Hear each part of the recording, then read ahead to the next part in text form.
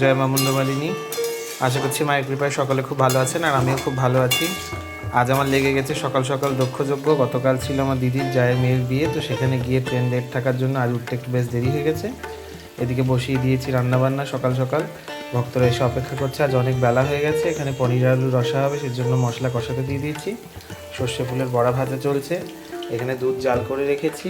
এখানে অন্ন হয়ে গেছে, আর দেখুন ঘরের অবস্থা পুরো একদম ছড়ানো, চারিদিকে সব ছড়িয়ে ছিটিয়ে সব বসেছি। রান্নাবান্না করে তারপরেই পুজোয় বসবো, জানি না কত দেরি হবে।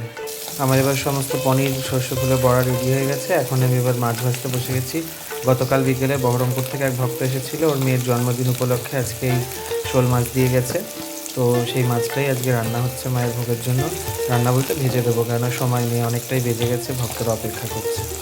এবার আমি রান্নাবান্না কমপ্লিট করে মন্দিরে চলে এসেছি। আর দেখুন এই ভক্তরা দাইহাট থেকে এসছে।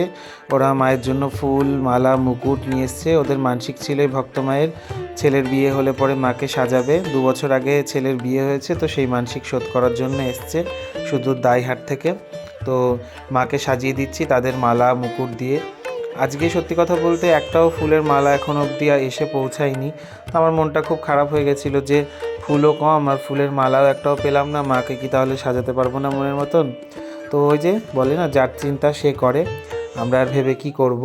তো দেখুন ঠিক একদম মন্দিরে এসে দেখছে ভক্তমারা ফুল মালা নিয়ে সব চলে এসেছে।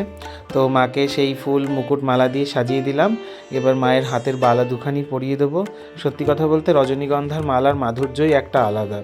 হাজার রকম এখন রংবাহারি ফুল বেরিয়েছে ঠিকই, সেগুলো দিয়ে মাকে সাজানো হয়, সেগুলোও অতি অপরূপ লাগে সেগুলোতে, কিন্তু রজনীগন্ধার একটা সাবেকি ব্যাপার, আগেকার যে একটা মাধুর্য, সেটা অবশ্যই আলাদাই রয়েছে। তবে সব থেকে বড় বিষয় কি, এখন আর রজনীগন্ধার আগের মতন সুঘ্রাণ পাওয়া যায় না। তো দেখুন আমি মাকে শৃঙ্গার করিয়ে নিয়েছি অতি সামান্য ফুল এবং মালা দিয়ে মায়ের শৃঙ্গার আজকে হয়েছে। তবুও মা বড্ড খুশি। দেখুন মা কত সুন্দর, মাকে কত সুন্দর লাগছে।